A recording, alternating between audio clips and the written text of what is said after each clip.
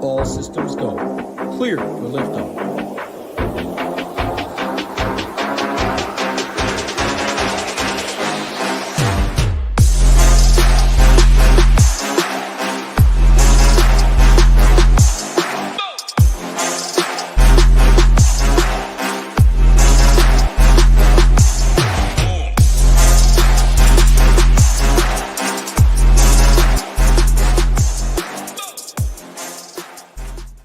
What's going on? Ben, Sean, Jordan, Paraby, and 8 others watching this show. Happy Wednesday.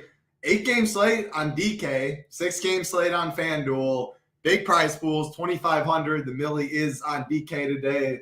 So if you are in that, good luck to you. Pretty much first or last is always in those contests. But good luck if you are in that. If not, plenty other good tournaments out there like always. Fun 8-game slate. Some injury news like always, but if you look at it, Luka, Trey Jones, Cade, Kyrie, Jalen Green, Luke Kennard, it's a mediocre injury report, I think, talking 8 games on a Wednesday, middle of the year. Rio, what are your thoughts on this slate? How are you doing on this fine Wednesday afternoon? Yeah, I'm doing good. Don't have any tickets tonight to the big Millie, but good luck to everybody that's going to be in there. I know that you got a few in there. I know Pensac has a few in there. He's been crushing lately, so good luck to you guys and anybody else that is competing for the $1 million tonight. Yeah, really good slate, though. A lot of good games to attack. A lot of the mid-tier is just absolutely loaded tonight. A ton of really good center options. Yeah, as far as the injury stuff goes, it's all kind of up in the air. We'll do our best to break down as best as we can, but yeah, a bunch of midday downgrades, so we'll probably see those guys closer to the doubtful side of things. I would assume Luka probably in tonight, just some lower back tightness for him, so he probably plays. But yeah, all in all, really fun 8-game slate. Should be pretty high scoring. Couple really close competitive games that I'm looking forward to breaking down tonight. Yeah, there's some fun ones for sure. I think it'll be a fun slate. Sean Sullivan says someone taking down that Millie tonight. I saw Tambo in there. Maybe Tambo becomes a Millie maker. That I forget who the name is that always tries to speak it into existence. Like AF Gator, I believe it is. So, yeah, if you're in there, good luck tonight for sure. Great prizes. You mentioned Conley, midday downgrade. Cade, midday downgrade. Pre-show, you said Kyrie. You think Luka plays Kyrie more 50-50. That's pretty much injury news again. We'll go game by game like always. You know the drill. And touch on injuries there. But that's the main. We expect Luka to play.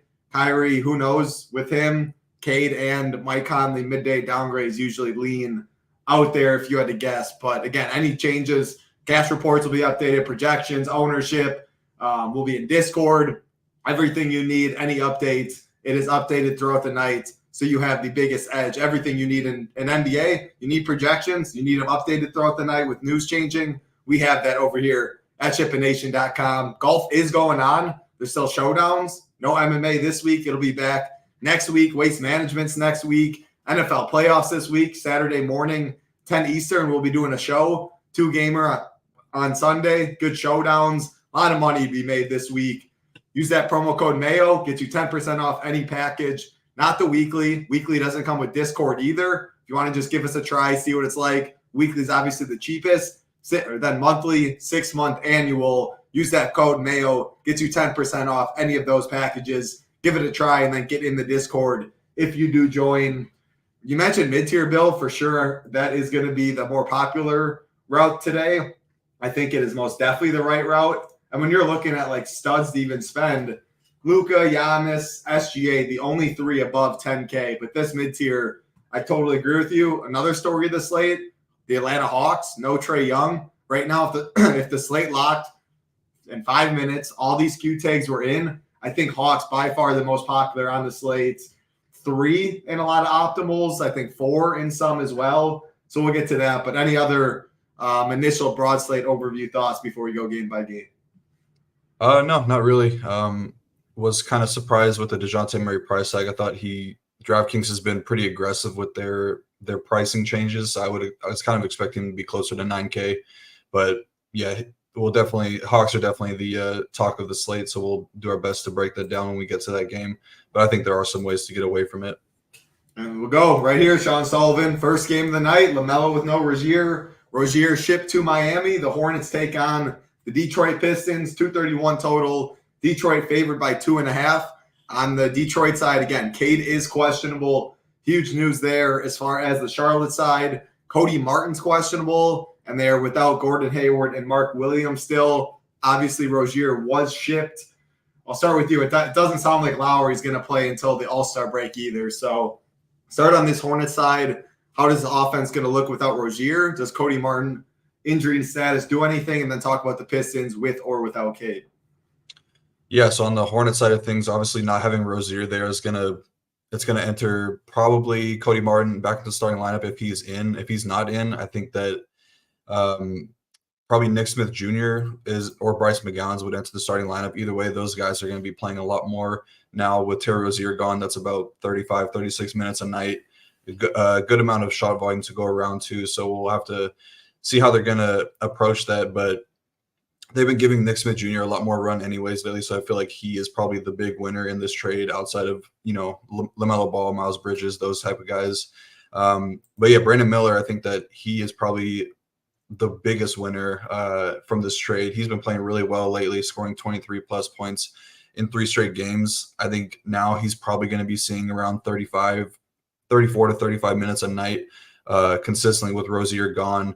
And this is just a really good matchup all around. Both these teams are awful defensively. They're the dead last and second worst team in defensive rating. Both are awful rim defenses.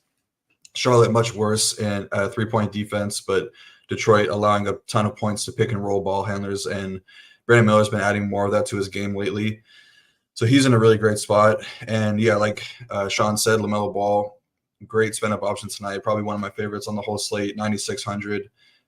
This is just a great matchup. Like I said, with the ball handling role, he is the Pistons are second worst in DVP to point guards this season, and LaMelo is averaging the 4th most points per game in pick and roll as a ball handler.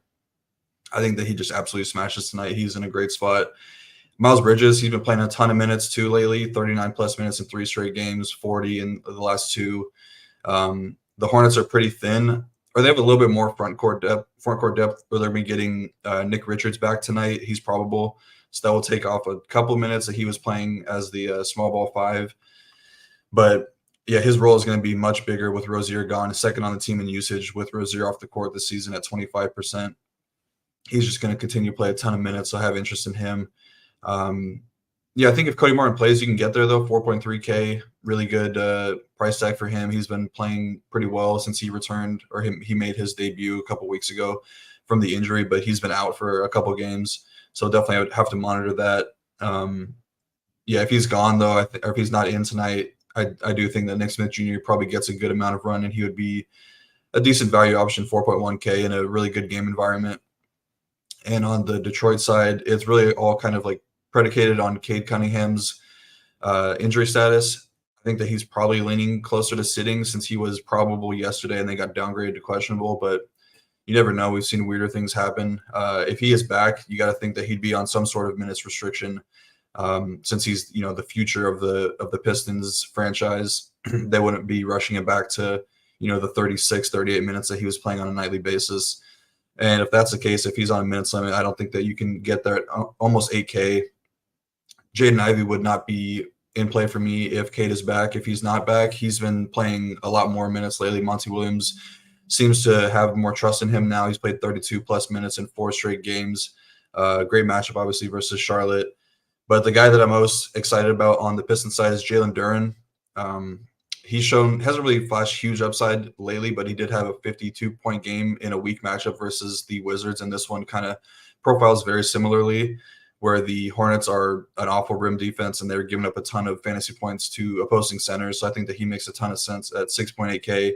And then the last person I'll mention on the Pistons side is Bojan Bogdanovic. Should see 30-plus minutes. Really good matchup for opposing 3-point shooters. The Hornets are bottom 7 in 3-pointers allowed per game, and he's seen double-digit shot attempts in pretty much every game since he's returned from injury. But yeah, that's pretty much where I'm looking at in this game. I think this is a good game to attack right off the bat with a lot of people on both sides in play. Yeah, great breakdown. Does Cade injury news, whether he's in or out, do anything to Duren? Like, to me, the biggest beneficiary is Bogdanovic. At 6'9" for Ivy, still like a lot. I still don't think I'm really going to get there. No one else Like, I still don't think I get to Burks or Thompson. Like, they're all price efficient and you mentioned if Cade's in, I think you can probably find better spends at 7-8. So really, Bogdanovich gets the biggest bump if Cade's out. I like him if he's in. I don't like him as much. But Duren, I think he's fine. I'm like, Cade doesn't do much, but you can definitely tell me if I'm wrong. So just looking at the on-off court numbers with Cade off the court this season, Duren is actually the guy that benefits the most in terms of his overall like averages from a usage standpoint. He sees the biggest usage bump. They have been talking about getting him more involved as like a front court passer. They've been getting him more front court touches, kind of get him more involved, like a Alperen Sengun, Jokic type thing. Obviously, he's not there like passing wise, but that's kind of the new offense of the NBA right now. So I think they're trying to get him more acclimated as a passer. So I think that he does kind of benefit a little bit more if Cade is out, because obviously Cade is just such a high usage guy. I mean, he was, I always talked about it earlier in the year, just how great the role was for him from ball handling standpoint, touch time, usage, assist percentage, all that stuff. So having Cade out obviously would spread out amongst a lot of people. Yeah, that makes sense. So, I mean, I like Duren regardless, but if he's out, I definitely like him. So 6'8", he's by far my favorite play on Detroit. Then I think it would be Bohan. If Cade is out, I would like him at 5'8". If he's in, it probably is just Duren on the Detroit side. Charlotte, I mean, I really like LaMelo and Miles Bridges regardless. Cody Martin, though, if I like him if he's in at 4.3K. I do think he starts a fine price tag that makes a lot of work on the slate. If he's out, though, I think Brandon Miller's fine, too, regardless of the Cody Martin news. He'll probably be pretty low owned, too, guard forward eligibility. So those are the main. LaMelo, Bridges, Brandon Miller, the main guys there. Talk about Nick Richards, though, if you haven't already, if I missed it. But then if Cody Martin's out, any of those secondary Charlotte pieces now come into play. You mentioned Nick Smith at 4-1. I think he's going to be a little popular on FanDuel regardless. If he's out, I think he's 3.8K on FanDuel, point guard and shooting guard eligible. Whereas on DK, he's 4.1K, also point guard, shooting guard eligible. But I don't think right now he's going to be more popular on FanDuel than DK. If Martin's out, I think he'll be very popular on FanDuel. Still not sure what his ownership would get to on DK, but any one besides Nick Smith, if Cody Martin's out, then talk about Nick Richards. Yeah, as far as the Nick Richards stuff goes, I don't think I'm going to get there tonight. Just there's so many really good spend-up options at center tonight that I will probably want to have two of them in my lineups. I mean, you could probably get 3 to 4 depending on, eligibility with power forward, center eligible, some of these guys. So I don't think I'll get there on Nick Richards, and he's returning from multi-game absence, probably going to be limited in some sort of fashion. But as far as secondary guys go, I think that Nick Smith Jr. would be my favorite if Cody Martin was out. If Cody Martin's in, I like him as a value option where there's just not a ton of value on this slate. I do think that some will open up later, depending on some news with the Mike Conley stuff, Luke Kennard even in the Memphis game, possibly Luka, Kyrie, depending if one of those guys sit. I wouldn't be surprised to see somebody sit on a back-to-back game in OKC. So I don't really want to lock up, a guy like Bryce McGowan's, who's just such a low fantasy point per minute producer where there could be better spots later, or I just flip the build and do more mids here and get away from those type of plays. Yeah, I like it. Duren on the Detroit side gets a bump if Cade's out. Bogdanovich gets the biggest bump if Cade's out for me. LaMelo, Brandon Miller, Miles Bridges, all strong plays. And if Cody Martin's in, I like him as well. So that's a quick breakdown for the first game. You mentioned Mike Conley. Perfect segue into the second of two that locks at 7 Eastern. Timberwolves, Washington Wizards, 230 total. Timberwolves 11-point favorites. Mike Conley, midday downgrade with an illness. He is now questionable. If he's out, I think Nickeil Alexander-Walker slides in to the starting lineup, 4.2K shooting guard and small forward eligibility. As far as the Washington side, they are completely healthy. Easy for me in this game. Washington, complete fade, full health, all prices are appropriate. If you got someone, it'll probably be low owned, so I'm interested. As far as the Timberwolves side, kind of what we talked about a couple nights ago with Gobert and Towns. I think we said max 2 of those guys. I still like that rule on this slate, and I still think they're all very strong plays, all 3 of those. If you want to ride the hot streak with Cat, you can do that. I also curious your take on Finch's comments after the game. Pretty much was like, shame on you, Cat, for going for 60 plus. That was very interesting. I do get what he was saying. I mean, the ball was staggered. They weren't running their offense as much. They got back into the game focusing on because the Timberwolves are focusing on getting Cat his points too much, but still was very interesting comment. So talk about Conley news. If you'll make a rule, Ant, Cat, Gobert, that's really all the interest I have. It's on the Minnesota side for me. What do you got? Yeah, the head coaching quotes were definitely interesting. I think it's a learning thing for them. I think they know what they did was wrong, just kind of hunting Cat down, trying to get him his, whatever record he was trying to break. Even Anthony Edwards said that they were just forcing him the ball. But this team has been, really disciplined all season long. They're not a team that's been like stat padding as much. They care about something bigger. They're one of the best teams in the whole NBA. Just had it was a kind of like a brain fart type game. I think they'll bounce back in a big way here and definitely come away with a blowout victory. Yeah, I mean, if Conley's out, I think you can definitely go right back to Nickeil Alexander-Walker in a great matchup versus Washington. He's been really solid filling in for Mike Conley all season long. Great value option, 4.2K. Don't really have much to add. I think Kyle Anderson would even make some sense. They kind of run him at the point a little bit too. But yeah, I would probably make a rule. I honestly would probably be max one of the big three for them tonight. I don't really want to lock in two of these guys when on a bigger slate. If this was like a 5 or 6 game slate, I'd be okay with it. But there's some really, really good options in that same price range of like Anthony Edwards down to Rudy Gobert and even cheaper that I like a lot. So I don't really want to lock in more than two guys or more than one guy from a game that could possibly blow out. Not saying that two of them can't get there, but I think that they're going to have to pay off in a really big way where there's some other spots that I think that could outscore them. But I think I like this spot the most for Rudy Gobert. Been attacking the Wizards all season long with opposing centers. They're dead last in DVP to opposing centers. They're allowing the most rebounds per game. Obviously, that's where Rudy Gobert thrives. They're allowing almost 19 rebounds per game to opposing centers and allowing the most points off of offensive rebounds. So I think that he's in a great spot. I don't really have much to add. Obviously, you can attack the Wizards in multiple ways. So Anthony Edwards, Karl-Anthony Towns make a ton of sense, as well as mid-tier or lower tier spend up options. And then Wizards are a full fade for me. Not gonna go there against the Wolves. Yep, pretty much lockstep on that game. I don't know if this is your buddy or if he knows that you eat a lot of cereal, or do you eat a lot of cereal? Because I do not remember the last time I've had cereal. So if that's the case, what is it? I have actually been eating a lot of cereal lately. That's kind of crazy that Jason Turner, who I am not related to, would say that, or at least I don't know. We could be distant cousins or something. It is Rio Turner for those out there. That is his last name. That's why he said that. If he's from the South, then we could definitely be related. That's where my dad's from, North Carolina, so maybe. Hey, well, to answer that question, you've been eating cereal, so what is the cereal of choice today? I'm trying to stay on the healthy kick, so I've been doing those the Magic Spoon cereal. It's like the higher fiber, high protein one.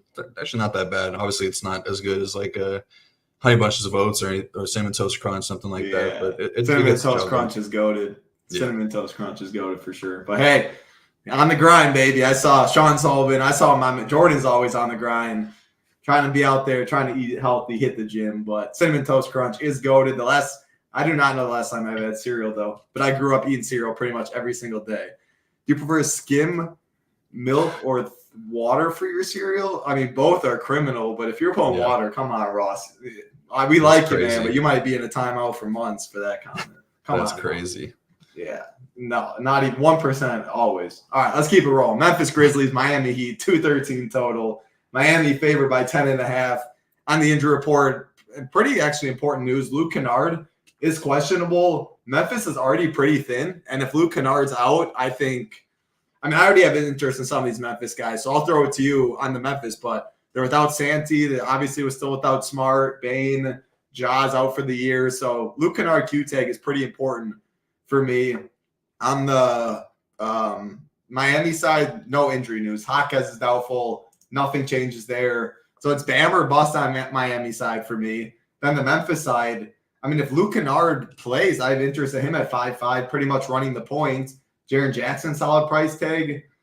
Conchar, point guard, shooting guard eligible. Like if Kennard's out, Conchar is probably one of the most popular plays on the slate. if Luke Kennard's out, do you think there's a chance Gilliard run point, or do you think it'll be Conchar, Davis Roddy at 4-2 on a slate where value's pretty tough? Xavier Tillman. Tillman's my least favorite because he's just center eligible, but I think a lot of these Memphis guys aren't playing, can only be stronger if Kennard's out. So break down that side first, then get to Miami. Yeah, so the Grizzlies have been running Kennard as their kind of de facto point guard, but they've been running a ton of their offense through Jaren Jackson Jr. more. He's got a lot more minutes as a ball handler, has been getting more pick and roll stuff.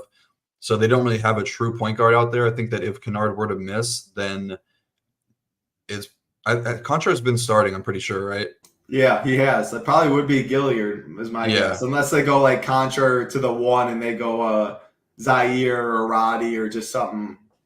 But Contra has been starting, so it'd be someone new, not named Gilliard, if they did start him at the point. Yes, I think it would make sense for them to go Gilliard unless, like you said, they just want to run Conchar Zaire as the 1 and 2, which they've done multiple times this season. I would love to just find any way I can to get away from John Conchar. I mean, he just doesn't. He gets there with steals and blocks. He had 5 blocks last game as a point guard or a guard. I would bet that would not happen on a nightly basis, and he doesn't take any shots. Really has really low usage. So I would find a way to get away from John Conchar. But yeah, I mean, if Kennard is in, I think I have a little bit of interest in him. The Miami defense has been much better overall. They've gotten a lot better after struggling for a couple games without Jimmy Butler in there, but overall they've been really solid. The one area that they do give up points though is to opposing catch and shoot shooters, especially 3-point shooters, and that makes a ton of sense for Luke Kennard's game. He's been shooting lights out lately. Had like 4+ 3-pointers in like 3 of his last 4 games. So he would make sense at 5.5K. And yeah, I don't know if he's out. Contra going to get a ton of love. He'd probably be 50+% owned, and I think you get away from it. I would not be looking to play him personally, but I would not fault anybody for doing it if that allowed you to get up to Giannis or Luka or SGA or whatever it is you're looking to get up to spend up for. But yeah, if Gilliard starts, I think that he would be a really solid option, 3.4K. He's shown to be a solid fantasy point per minute producer when he gets the minutes. And then on the Heat side, yeah, like you said, just Bam or bust, I think. Grizzlies have been much worse with their interior defense since getting rid of Bismack. Biyombo, they're ranked bottom 9 in rim defense since then, or in the month of January. So they've been much more vulnerable down low. I don't know if Terry Rozier is going to make his debut or not tonight, but if he did, that would obviously take a little bit of usage upside off of pretty much everybody. Jimmy Butler, Tyler Hero, Bam Adebayo. I think he's questionable right now, so I'm not sure if he's going to make his debut or not tonight. I thought he wasn't. Someone in the chat can let us know. I'm not seeing him questionable. Maybe I'm missing it though. I mean, regardless, we don't have interest on the Heat side anyway. If he is, and maybe I don't even want Bam, I still don't think it'd mean too much there. But someone in the chat can let us know about Terry Rozier. I forgot to mention Greg Jackson as well. I just saw somebody mention him in chat. Yeah, he's been playing more lately. I think that this is a fine matchup as a off-ball catch-and-shoot guy, 4.1K. Definitely going to see more run with no Santi tonight, so I think that he makes sense as a value option at 4.1K. I mean, Memphis has 10 guys if Luke Kennard plays, and 1 is Scottie Pippen Jr. So, like, if they don't have Luke Kennard, you're down to 9, assuming Pippen gets some run, 8. It feels like they'd have to go Gilliard at the point, unless they just have him run all the ball handling with the second unit and stagger kind of. But man, if Kennard's out, I definitely have some interest in Memphis. If it's Contra starting at the point, I'm probably running him. If it's Gilliard starting at the point, I'll probably have at least one of Gilliard and Contra in a lot of lineups. Again, this game's at 7:30 Eastern. And I mean, we have some value on the slate, but no like slam dunk value. So I think Memphis would be some. And if Luke Kennard plays, like I actually want that. I really like Luke Kennard at 5'5", running the point, chucking. Hopefully he makes some shots. But yeah, I'll be playing some of these Grizzlies, 8.2K. Jaren Jackson fits the mid-tier build. I think these guys, just because of how thin they are, it's like I don't love picking on the Heat. 10-point favorites, low total. Like I don't love it. But I mean, opportunity, usage, minutes, all of that's key in NBA. That's what I'm seeing on this Memphis side. Yeah, so all right. He is to be determined. We might he's questionable. Rio is right. Doesn't really do much to me though. Bam's still in play though. It's Bam or bust, and Bam's still fine if Rozier plays for you too. Yeah, I do like some other center options better though. So he would probably be like 5th if we're ranking some of these guys. Like, I guess we can rank him once we get to the other centers that we're going to talk about later. All right, and then so Tokyo. So talk about this. Even if the Heat win by 30, and Luke Kennard, they have 10 guys now. Luke Kennard's out; it's 9. Scottie Pippen, we're counting as one who would get blowout run, but he's hardly there. Someone mentioned Jalen Noel, and this is giving me nightmares from when I won a ticket and played Jalen Noel, and I had all Flames except him with 1 point. Thankfully, the dude's not even in the league anymore. I think he's probably on the G League squad or something. He's not on the active roster from what I see. Yeah. So he's a hooper, though. The dude can put it in the bucket. But even if this is a blowout, though, like who gets the blowout Memphis run? Roddy, Scottie Pippen, Gilliard, Gregory Jackson. They just run those guys. And like Roddy and Gregory Jackson are going to get some run anyway. Like with Zaire, like what are your thoughts on if this game blows out, who gets the run? Because some guys are going to get both real run and blowout run. Yeah, this is this is kind of a unique situation, so I'm not too sure, but I think they would probably give Scottie Pippen Jr. some run. I think that they just signed him like a week or two ago, so maybe he gets some more run. Maybe it's Zaire. I know for sure that it's not going to be Jaren Jackson Jr. It won't be Tillman. It won't be Kennard. It probably would. I don't know. Vince Williams might play in a blowout, but he's kind of important. He's been hooping later. Yeah, he's been playing well. Been playing a ton of minutes too. He probably would not get it. I think that it would probably be Roddy, Greg Jackson, Zaire, Pippen, and Gilliard, I guess. Yeah, 5 of those 6. I think that's probably right. Yeah. But those guys, a lot of those guys are going to play. Like if Luke Kennard's out, I mean, then again, we keep talking in circles. But I do think the Luke Kennard news is actually important on this slate. And Memphis, regardless, even if Luke Kennard is in, Contrar's in play, Kennard's in play, Jaren Jackson's in play. Vince Williams at his price, he's the one I don't really have interest in. I still don't think Tillman's the craziest play, but center is strong on this slate. So monitor Kennard news, that game 30 minutes after lock. We'll keep it rolling, but first, I did take a look. 30-second timeout, that's my go-to now. Hit that like button. Let's see if that happened. Oh, got it that one time. I don't know.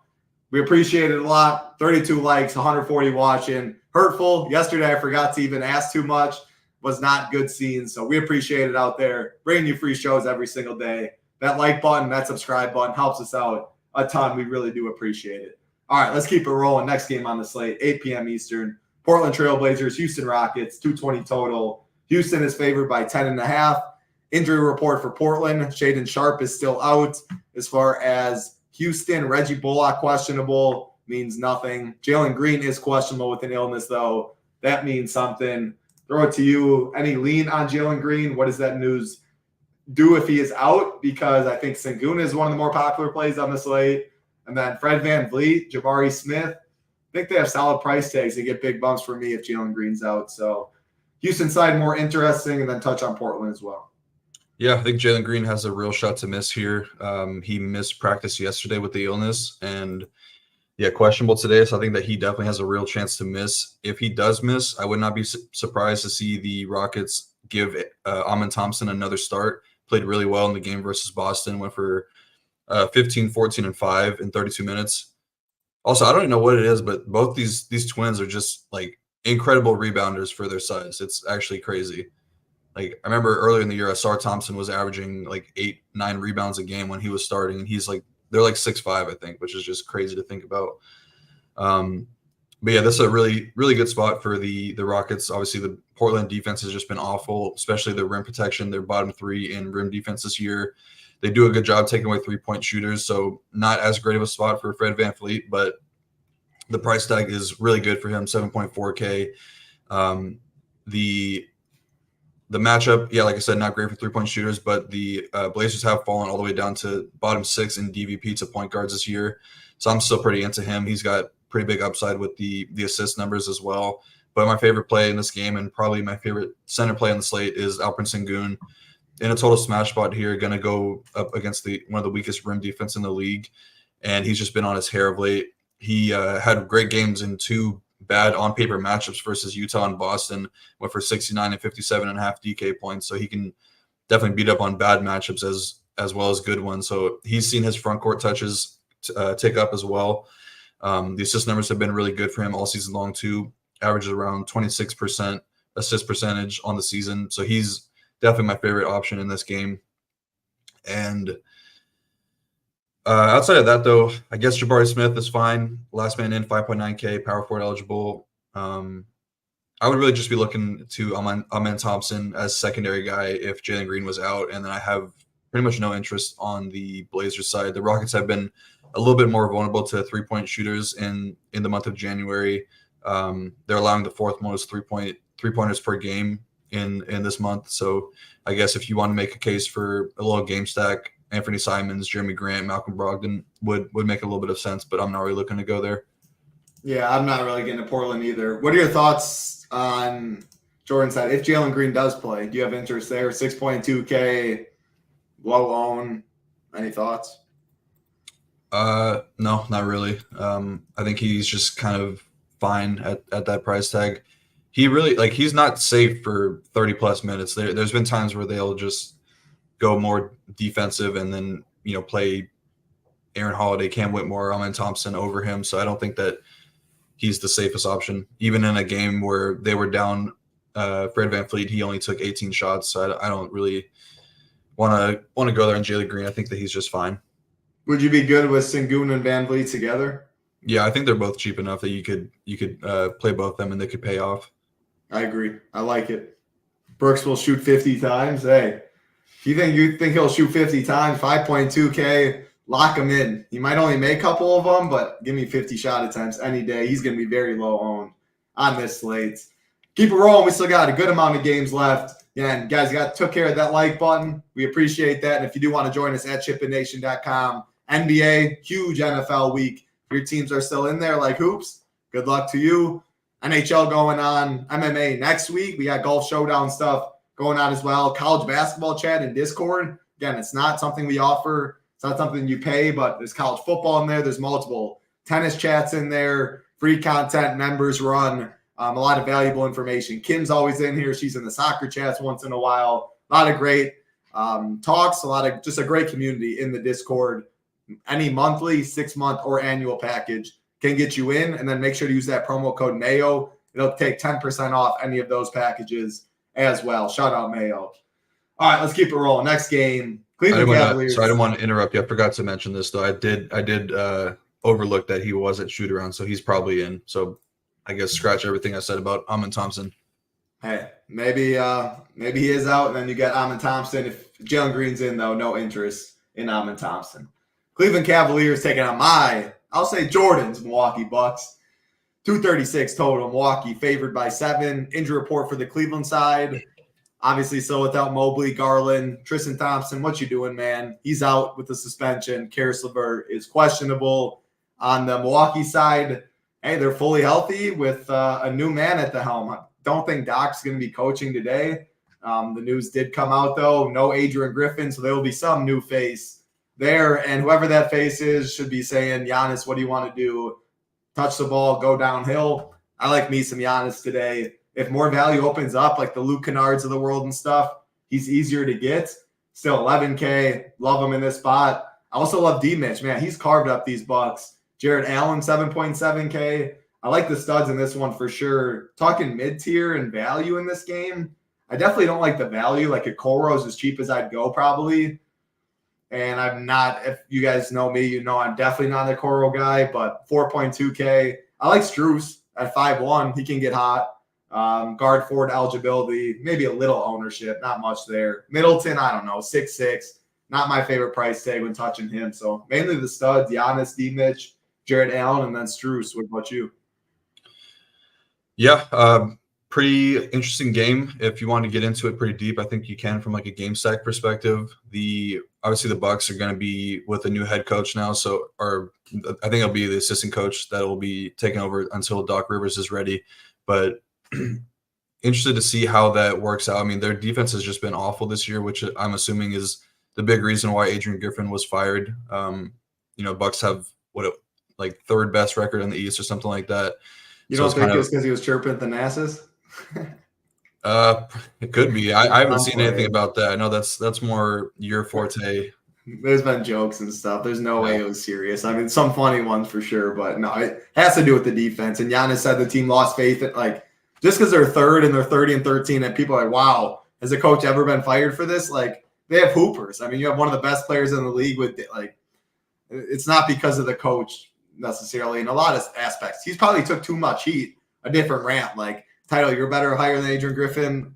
No, I mean, obviously just joking, all that stuff, but he's taking a lot of unnecessary heat probably, but I do think there's better coaches out there that can make them a championship team. And in this day and age in the NBA, like, you can't make any mistakes. You have to be at your best in every single spot. So I think it was the move, but I mean, we'll see how much this defense and how fast the defense does get better. I don't think it's an overnight change by any means. Yeah, I agree with that 100%. I did see something like a weird interview that they did with Adrian Griffin, like talking about Chris Middleton's injury. And it's just the way that he was answering the questions was like really weird. Weirdo. Yeah, it's just a weird guy, but I'm sure he'll get another opportunity somewhere down the line. But yeah, in terms of this game though, on paper, it's a really tough matchup for the Bucks. The Cleveland Cavaliers have been one of the best defenses in the new year in 2024. They are first in defensive rating, second in rim defense, and third in the least amount of three-pointers allowed per game. They've been one of the best pick and roll defenses in the league. Obviously, great just all-around defense with Jared Allen down there. Dean Wade, actually underrated defender too, even though he doesn't really do much offensively. So on paper, it's a really tough matchup for Giannis. He's going to get guarded by Jared Allen a lot. And like I just said, they have one of the best rim defense in the league. But I think Giannis comes out extremely motivated. First game with without the old head coach. Home game versus one of the best teams in the East as well. A surging team too. Cleveland's been one of the hottest teams as of late. So I think Giannis comes out firing, comes out extremely motivated, has a big game. Nothing really to add matchup-wise. It's just not that great of a matchup. Don't really want to get to Damian Lillard here. This is a terrible. Luka. Sorry to interrupt. Him or Luka, though. 11K, 11-3. You're not playing both unless some crazy stuff happens on this slate. Who are you picking? I think I'm taking Luka. Yeah, I think I'm going to take Luka. Yeah, just like obviously in these questions, for those out there, like, these are all coin flips. It's very close. It's Luka, it's Giannis. Any day, those two. It's like talking Jefferson and damn near, I'll say Puka Nacua right now. He is the man. Yeah. But all that stuff are coin flips. But I like hearing slight leans. Keep going. Yeah, and not looking to get to Damian Lillard here. Bucks or the Cavs are one of the best pick and roll defense in the league. So really bad matchup for him. I think Middleton, like you said, is kind of he's just fine. 6.6K. I think it makes sense if you wanted to get pieces in this game with it being a pretty high team total, going somewhere like Donovan Mitchell or Jared Allen, and Chris Middleton makes some sense without having to break the bank from a salary standpoint. I think Brook Lopez is awful here. He's not really looking at any ownership, but he's had double-digit rebounds in 2 straight games, and that's just not going to happen on a nightly basis, which is kind of crazy for someone like him who's a center. Is going to be down low most of the game. He averages like 5 rebounds a game, so I think that's just kind of an anomaly. And then on the Cavaliers side, love the matchup for Donovan Mitchell. Mitchell is top 9 in points per game in the league in pick and roll offense, and the Bucks are dead last in pick and roll defense. So he's got a great matchup here. He's torched Milwaukee twice this season already. Went for 34 and 31 real points for 61 and 55.3 DK points. The only thing kind of keep me off of him is you do have to decide. I guess he does have shooting guard eligible, so you could get to both of them. But him or LaMelo, when LaMelo is $100 cheaper, I believe. Yeah, and I think I just side with LaMelo. I think his role is going to be much better, and a little bit of. I mean, I guess the matchup is about equal, but I think I just sided with LaMelo. I think that LaMelo's true 95th, 99th percentile outcome is a little bit higher than Donovan's tonight, but I do love the matchup for Donovan a lot.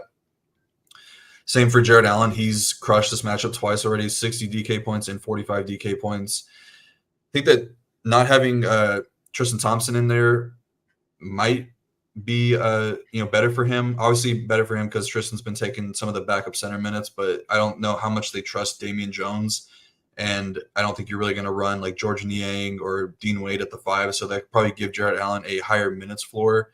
And yeah, it's a great matchup. He's just crushed this matchup. Only thing that he does have a little bit of downside because he will be guarding Giannis a lot. So he's got to stay out of foul trouble, but he's done a pretty good job of that all season long. So I think that he's a great option at 7.7K. And then, if LeVert is out, I think Strus and Sam Merrill could make your player pool. I like Strus regardless at 5.1K. That's really cheap for him, and he could definitely get hot. Bucks, their defense has shifted a little bit more to three-point shooters lately, so maybe he can get going with no LeVert. Would not mind him, but yeah, pretty good game to attack. Yeah, great breakdown. I don't have too much to add. My thoughts were in the beginning, but you mentioned briefly at the end if LeVert was out. Do you have a lean on LeVert? And then you mentioned the Sam Merrill. There's people out there, you like little revenge narratives. Sam Merrill, pretty much the revenge is on the end of the bench with the Bucks, but he's been hooping. There's no doubt about it for Cavs.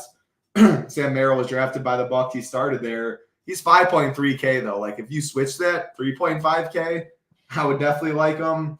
He's been hooping. He's been very efficient. I need LeVert to be out to even possibly click that name. And if he is out, do you have a lean on LeVert? I like Strus regardless. I like Strus more than Merrill, whatever way it's cut. But if he's out, do you think you said you can get to Merrill? Do you have any lean on if LeVert is out? I don't know. They've been really cautious with Karis LeVert. He always has a pretty big history of injuries. It's a wrist injury, so not too sure. Honestly, I don't really have a strong lean. I would just say it's a 50-50, which doesn't really help much. But I think that if you're building for him being in or out, I think Strus is totally fine. 5.1K is really cheap for him. So I think that only gets better if LeVert were to be out. Yeah, and LeVert's missed the past couple of games, probably true 50-50. I like Strus regardless. He even gets better if he's out. I like D-Mitch. I like Allen. I like Giannis. Middleton, yeah, he reminds me like the DeRozan conversation we had. Like, when's he actually going to nuke me and you need him to win? At 6'6", I think I can find others. He's not the worst play, though. Terry Rozier is cleared to play. Hey, Power, I've never seen this, never seen you in here, this avatar. Hope everything's going well with you, man. But a couple people helped us out there. There was another comment. Title looks like you went to Harvard. I mean, I went to a D3 school and didn't even get like a 3.5, so that's the last place I would ever be. But hey, the blue light glasses, they're helping my eyes, and I guess they make me look a little smart. I'll take that. Couple games left.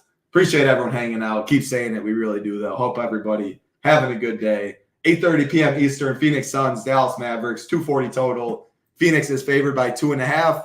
Injuries on this one, especially on the Dallas side. Luka, Kyrie, Dante Exum, Seth Curry, all questionable. Powell is out. On the Phoenix side, Eric Gordon is out, and he was questionable last game. He did miss last game with the wrist, so who knows about him? Not that Eric Gordon injury news means much on this slate. Obviously, the Dallas stuff does. You said beginning of the show, you expect Luka to play. Kyrie 50-50. Exum, Seth Curry don't mean much. You already said you like Luka more than Giannis. If Kyrie's out, I mean, Luka's got to be one of the more popular plays on the slate. People will prioritize jamming him in. This game is at 8:30 Eastern. So who knows when we get this news, talk if-then scenarios, start with Dallas and get to Phoenix. Yeah, so this is another really good game to attack from a game stack perspective. I will start with the Phoenix side because I do think that the Eric Gordon news has a little bit more implications just from the rotation standpoint because the Suns are running super tight right now. Frank Vogel just does not trust any of these secondary guys. I think the deepest he wants to go into his bench is probably Drew Eubanks as a backup center, but even then, like they're running more Kevin Durant at the 5, so they're going to run these guys super tight. Kevin Durant, Booker, Bradley Beal, all going to be touching near 40 minutes. I think KD has hit 40 minutes in back-to-back games. He's been playing well. So if they just don't have Eric Gordon, it just tightens the rotation. I think Grayson Allen going to see a ton of minutes as well in an okay matchup. But yeah, and then on the Mavericks side, I do think Luka plays. It's a lower back stiffness or tightness, whatever it is, which it's just probably like a fatigue thing. He's been playing a ton of minutes lately when he does play. And he's had a day off, I believe, so I think he should be fine. Kyrie, a little bit more 50-50. He said that he was going to play, had a pretty bad sprained thumb, so he's going to be playing with a brace right now, which is probably going to be affecting his shooting to some extent. I don't really want to get there at 9K, just given that fact that he's going to be a little bit limited from what he can do offensively. I would much rather just find the money to get up to Luka. And yeah, Luka is probably the top spin on the slate. The Suns have been a team to attack with opposing ball handlers all season long. They're bottom 7 in pick and roll defense. Luka is second in points per game off pick and roll. You can get into the narratives too. Luka hates the Suns, obviously dating back to that playoff series where he scored more points than their whole team at halftime. So I think that he is a great option, 11.3K. Nothing negative to say about the matchup for him. And yeah, I like Kevin Durant a lot. Didn't really kind of gloss over it, but he's been playing really well lately. He scored 40 and 43 in back-to-back games. Matchup should be okay for him. Going to see Derrick Jones Jr. and probably some Grant Williams, maybe Maxi Kleber if they run more small ball, but he's been playing out of his mind lately. Going to be able to get to a spot whenever he can. He's been running more as a small ball 5 lately, which has been interesting. They kind of busted that out against Sacramento when he was guarding Domantas Sabonis a lot, and he's ran it more last 3 games. Rebounding has ticked up. Assists have been good as well. So I think he's a really good option at his price tag. Devin Booker as well, going to play a ton of minutes. Would probably be max 1, KD and Booker. Don't really want to get to Nurkic. He's losing minutes to KD as a small ball 5, and I think Bradley Beal is okay as a last man in, 7K. Going to play a ton of minutes, but he could have his hands full defensively if he's going to be guarding Luka Doncic tonight. You don't Kyrie 5%. Still no? Not on this slate. There's enough other cheap pieces to go to. I like somebody that is a little bit more, I think maybe $100 more expensive, same positional stuff in the last game of the night. So I think I slightly lean there. I don't know. It's just kind of a little scary to know what he's going to be limited to from an offensive standpoint with the sprained thumb, because apparently it was pretty bad. He's always a tough click. I mean, what I like is the minutes have been upper 30s as of late, and I mean the dude's gonna truck. We know that he needs the shots to fall for him to hit his ceiling, like 40, 26. That ain't gonna cut it. But 63, 70, 52, 64, 58. Yeah, I mean, I would definitely like I have 4 teams in tonight in the big one. If I would definitely max him at 25%. But if I have one Kyrie team and he fits like the step below the D Mitch, the LaMelos a little bit, that mid-tier build, I'd be fine with one Kyrie. Booker, KD, I like both. I like the max 1 rule as well. No strong lean there. Definitely like Luka, but I like Giannis too. So kind of whatever fits positionally is how I'd go about that. Beal, Nurkic, Lively, Grayson, none of those guys really excite me. So it's just the stars in this one. I'd max 1 of Luka, Kyrie, max 1 of KD, Booker, and if any of them hit, someone said Luka and I forget who it was, like Luka and Booker stack or something like that. Sure, if you have the money and you can get it, I don't think many of my lineups will do that. If I do stack, it would probably be Kyrie with 1 of Booker and KD, but I'm not going out of my way by any means. Probably if anything comes to it, I'll just have 1 of those 4 and be good with it and hope they put up one of the biggest scores on the slate. There was two comments I wanted to bring up really quick. One, I was waiting for this one. It's a Harry Potter reference. Wait for Jake to say something. I don't know shit about that. So keep going, Jake. It's going right over my head. And here we go. Lachlan mentioned this one. Yeah, I was going to bring this up. I don't think that it's the craziest thing to get onto a little bit of Maxi Kleber. He did play 26 minutes last game, I believe, versus Boston. They do like him as a small ball center, and I could definitely see his minutes get elevated here, knowing that Kevin Durant is going to play some small ball 5 as well. 3.5K for Kleber. He's paid off that price tag at times. It's really gross because the floor is really low, but he's a decent shooter. Obviously, Luka and Kyrie are going to garner most of the defensive attention, we've seen some of these secondary guys perform really well fantasy-wise, like Derrick Jones Jr., I guess, like Josh Green at times, Tim Hardaway Jr. at times could step up when Luka is getting double-teamed or something like that. So I don't think that Kleber is the absolute craziest value option tonight. Fair enough. I mean, him and Luka play together so well, like especially with how lively he is. And they used to have McGee and Powell, like the step out, stretch the court, pick and pop guy like Kleber fits them so well in the Luka double teams. They have to make a choice. So 3 threes the last 2 games. If he hits some threes, I don't think it's the craziest. Probably would be more for me like if these Q tags, the Luke Kennards and stuff of the world were in, and the value is kind of what we have right now, he'll be super, super low owned. So good info right there. What was the name on that? Lachlan. Good info. Another name I haven't seen. Hope everything going well, man. So that's 6 games down, 2 games left, but FanDuel, the slate ends right there. So enjoy the time with your family. That's what these sites have been trying to do. The last game, hour and a half later, you're just playing on FanDuel, you close the laptop, whatever it may be, you're done. If you're playing DK, you still have 2 more games left on the slate. Almost 200 watching. Again, appreciate everyone hanging out. If you're just getting in, you haven't hit that thumbs up button, hit that like button. It takes 1 second. We really do appreciate it. Hit that subscribe button too. Then also head over to SHIPIT Nation's YouTube channel. Asking a lot now, probably asking too much, I know. If you do all that, though, and you hit the subscribe button, we really, really appreciate that. And if you do want to join us at ShipItNation.com, weekly, monthly, 6-month, and annual packages, use that promo code MAYO. A lot of those sports we cover are going right now. That promo code MAYO gets you 10% off your monthly, 6-month, or annual package. Also gets you into the Discord as well. So if you do join, make sure to get in. 2 games left on the slate. Again, DraftKings is offering it. DK is not. 9:30 Eastern, OKC Thunder, San Antonio Spurs. 242 total. OKC favored by 8.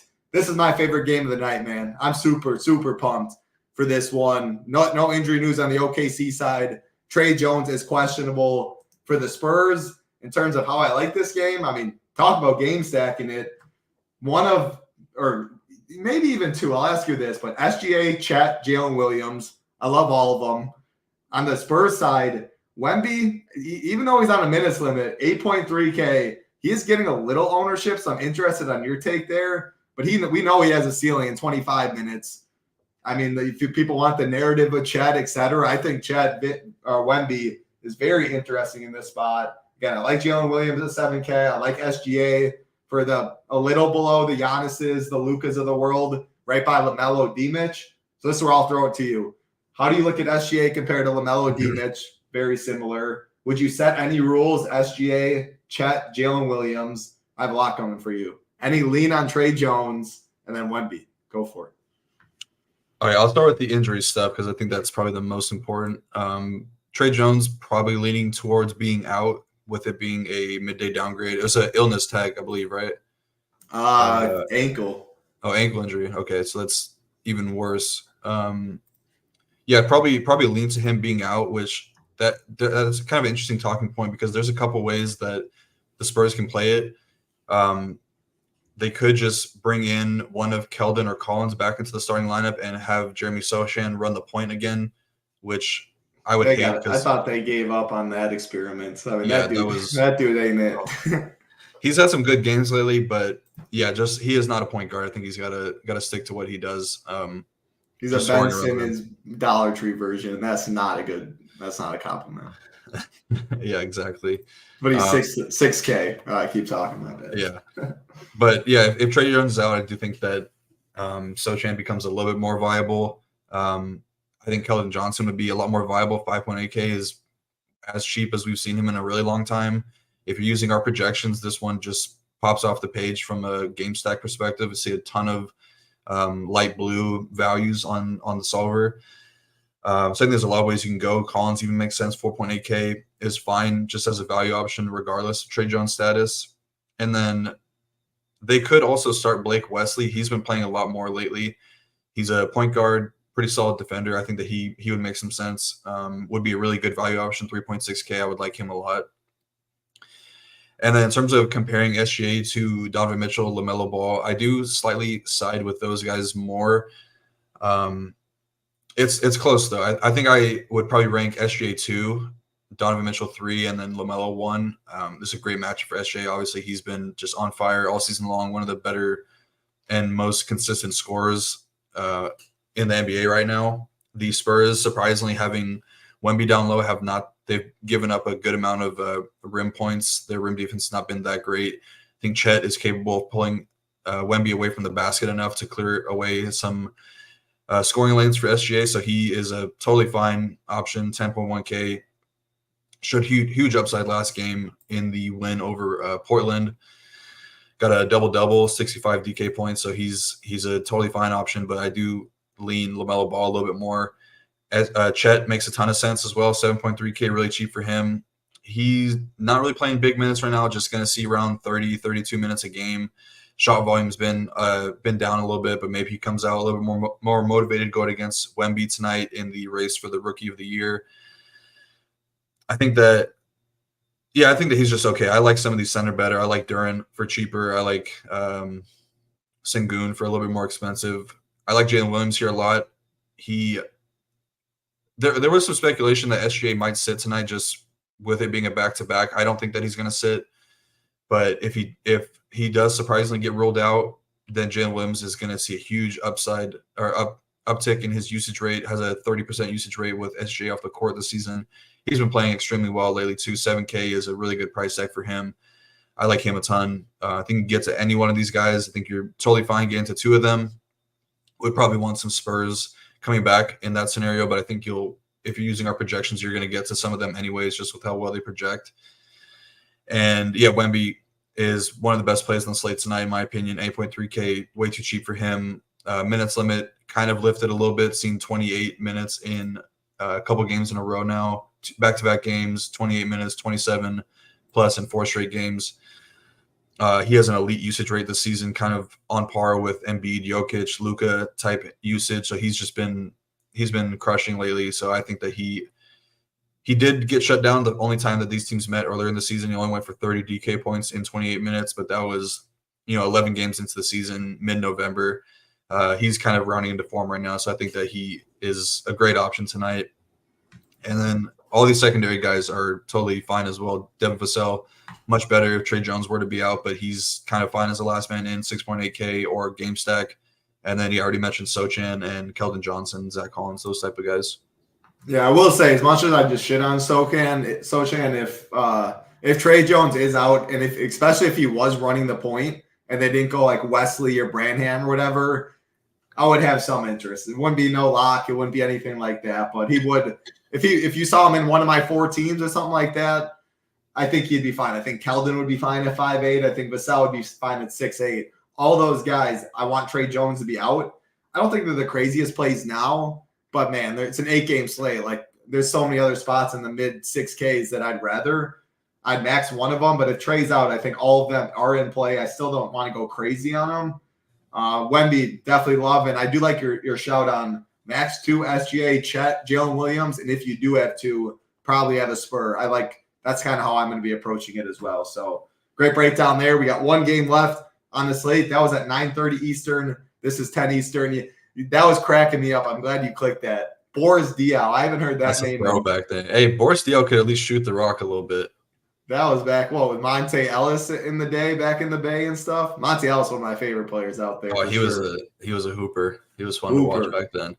All my buddies loved the Brandon Jennings era. When Monte Ellis came, I was on the Monte Jennings, Ellis.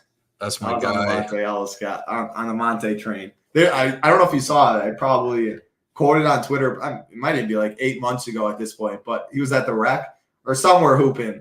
They're just doing the one-on-one, like you get it from the elbow or the wing at the three dribbles.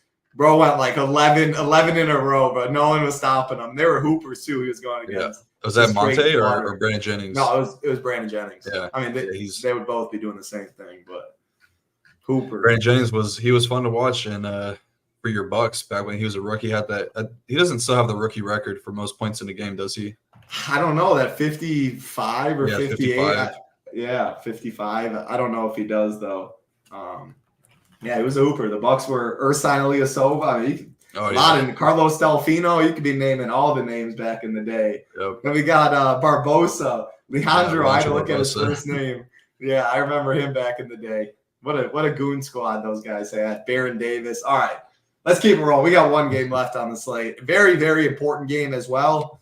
Atlanta Hawks, Golden State Warriors, 235 total. Golden State favored by 6. Why it's important, especially on the Atlanta side. Trae Young and DeAndre Hunter are out. Bruno Fernando's questionable. That doesn't mean much. But without Trae Young, I'll get to these Hawks. They're definitely popular right now, and that means that you're going to have probably some roster flexibility if, like in this last game, SGA were to randomly be ruled out or something like that. I'm going to have a lot of spots on my teams due to the Hawks. Golden State side, CP3 still out, Gary Payton still out, Moody still out, and then Pods is questionable with an illness. Hawks, who's going to be popular? Bogdan Bogdanovic, very popular. DeJounte Murray, very popular. Then like the Sadiq Beys, the Okongwus, Jalen Johnson, I think they all get a little bit of ownership, but DeJounte and Bogdan, definitely my favorites. On the Warriors side, I don't know. Does Pods do anything for you? Like Steph and Clay? I definitely want to be max one these guys. If I'm already playing a bunch of Hawks, like we know Steph and Clay can put up 25 threes if they're feeling it early and they have that ceiling. So I don't want to say anything negative about them really. 9.1K, like in that Kyrie. You definitely like Steph more than Kyrie, I take it. So I'll just throw this one over to you. Any groupings you'd make away? How many Hawks are too many? Any lean on Pods? Q-Tag. Yeah, you definitely hit it. Steph was the guy that I prefer over Kyrie tonight. This is just such a good matchup for this Warriors team. The Hawks have been one of the worst defenses all year long. Bottom 5 D rating, bottom 2 rim defense, bottom 8 3-point defense, bottom 3 transition defense. I mean, they got the news. Pods is in, so we don't got to worry about that one. Perfect. But yeah, this Hawks team is just, they're a train wreck. They're so bad defensively. I think that somebody on this Warriors side, I'm going to lean Steph. I think that he has a really good game tonight coming in with, I'm seeing like 1 to 4% ownership on him. It's not like Kyrie is much higher owned, but just a 1-for-1 pivot, I do prefer Steph for $100 more in a really good game environment.